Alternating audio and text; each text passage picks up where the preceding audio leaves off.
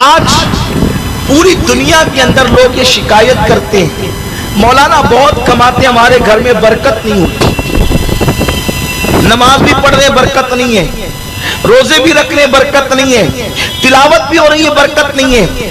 ہم کہتے ہیں برکت کے لیے جب تک رحمت کے فرشتے نازل نہ ہو گھر میں برکت کیسے ہو سکتی ہے؟ رحمت کے فرشتے گھر میں آئیں گے تو ہی برکت ہوگی، اور رحمت کے فرشتے گھر میں نہ آئیں تو برکت ہو نہیں سکتی۔ اور رحمت کے فرشتے کہاں سے چلے جاتے ہیں، رحمت کے فرشتے کہاں سے نکل جاتے ہیں؟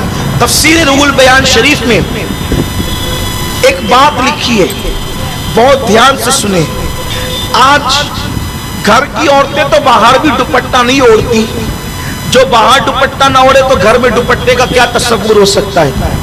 حالانکہ تقویٰ یہ ہے کہ عورت اگر اکیلی ہو، کوئی نہ ہو، تو بھی کم سے کم وہ اپنے سر کے بالوں کو چھپا کر کے رکھے، کیونکہ جب کوئی نہیں ہوتا ہے تو فرشتے اس کے ساتھ ہوتے ہیں، تو فرشتوں کے احترام میں وہ کم سے کم اپنے سر کے بالوں کو چھپا کر کے رکھے۔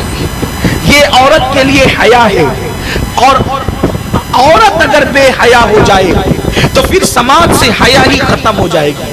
لوگ کہتے ہیں کہ یہ مسلمانوں کو کیا ہو گیا، یہ عورتوں کو بہت مقید کرنا چاہتے ہیں۔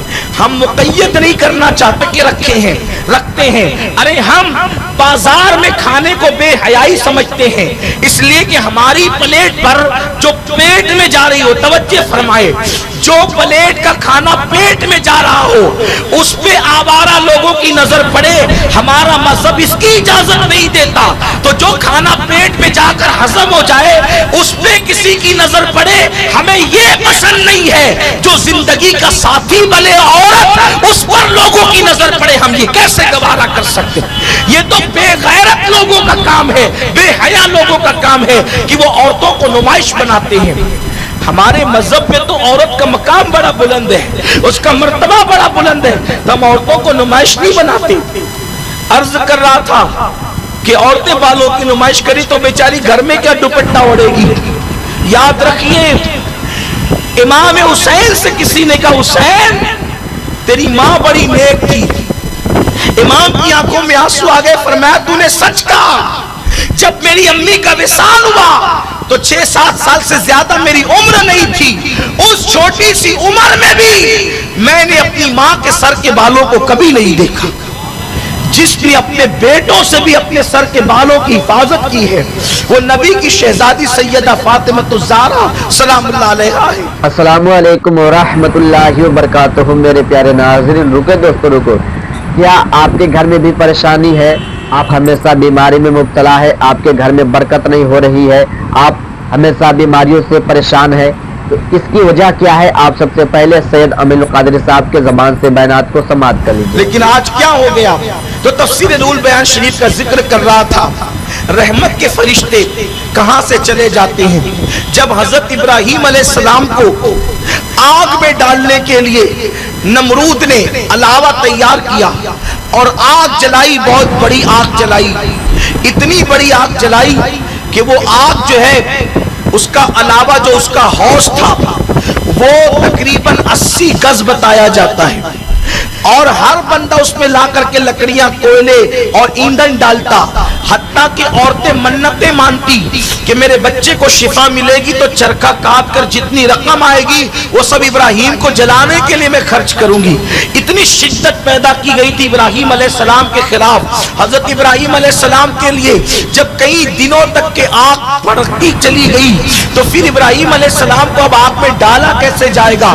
یہ ایک عجیب مسئلہ تھا ان کے لیے۔ تو شیطان نے آ کر انسانوں کو منجنیق بنانا سکھایا، گوفن جس کو کہتے ہیں منجنیق، وہ بنانا سکھایا، اور جب وہ لوگوں نے منجنیق تیار کر دی تو تیار کرنے کے بعد منجنیق اور گوفن آپ سمجھتے ہیں نا کہ رسی کھینچی جاتی ہے اور کھینچ کر کے چھوڑ دی جاتی ہے، تو جو پتھر رکھا ہوتا ہے اس پر جا کر کے لگتی ہے اور وہ بہت دور تک کئی میلوں تک کے پتھر جاتا ہے۔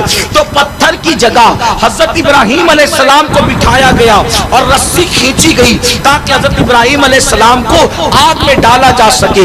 लेकिन इब्राहिम अलैहिस्सलाम को बिठाने से पहले नमरूदियों ने कई दिन तक के प्रैक्टिस की, कई दिन तक के उन्होंने मशक की कि हम रस्सी कैसे खींचेंगे। हर दिन रस्सी खींचते तो खिंचाती, हर दिन रस्सी खींचते तो खिंचाती। एक दिन ऐसा हुआ कि जब इब्राहिम अलैहिस्सलाम को आग में डालने की बात आई तो इब्राहिम अलैहिस्सलाम का कुर्ता उन्होंने उतार लिया और इब्राहिम अलैहिस्सलाम को बिठा दिया मंजनीक के सिरे पर। फरिश्ते आओ फोगा करने लगे, रब से अर्ज करते मौला एक ही बंदा तो तेरा नाम लेता है, उसे भी जला दिया जाएगा, हम उसकी मदद करने के लिए जाना चाहते हैं, हम उसकी इमदाद करना चाहते हैं। तो अल्लाह ने फरमाया ठीक है जाकर के इमदाद करो। इधर से नमरूदी रस्सा खींचते हैं और उधर से फरिश्ते रस्सा खींचते हैं। तो फरिश्तों की ताकत के सामने नमरूदियों की ताकत फेल हो गई। तो उन्होंने कहा कल तक की ये रस्सा तो आसानी से खिंचा रहा था, आज ये क्यों नहीं खिंचाता। तो उस वक्त तो शैतान एक बुढ़े की शक्ल में आया और आने के बाद कहा कि ये रस्सा अभी खिंचा जाएगा, ये रस्सा अभी खिंचेगा, एक चंद औरतों को बुलाओ। चंद औरतें बुलाई गई और जब औरतें बुलाई गई तो उसने कहा इन औरतों से कहो कि अपने दुपट्टों को उतार दे। जब उन लोगों के दुपट्टे उतार दिए गए तो रस्सा खिंचा गया। लोगों ने पूछा हैरत है अब तक की रस्सा नहीं खिंचा रहा था, औरतों ने आकर के दुपट्टा क्या हटाया कि रस्सा खिंचा गया। तो उस वक्त शैतान ने जो बात बताई वो ये थी कि जो तुम इस तरफ से रस्सा खींच रहे थे उधर से रहमत के फरिश्ते रस्सा खींच रहे थे, लेकिन जैसे ही औरतों ने अपने सर को नंगा कर दिया, जहां औरतें अपने सरों को नंगा कर देती है वहां से रहमत के फरिश्ते चले जाते हैं। आप सोचिए अल्लाह का पैगंबर खलील जहां मौजूद है, अल्लाह का नबी जहां मौजूद है, वहां से रहमत के फरिश्ते क्यों गए कि औरतों ने सरों को नंगा कर दिया था। नबी की मौजूदगी में भी अगर औरत सर को नंगा कर दे तो वहां से रहमत के फरिश्ते जा रहे। रिवायत से तो यही पता चलता है बज़ाहिर। अब आप मुझे बताएं, हम और आप कहते हैं घर में बरकत नहीं होती, तो हम अपने घरों का जायजा तो ले, क्या हमारे घर की औरतें दुपट्टा ओढ़ती हैं?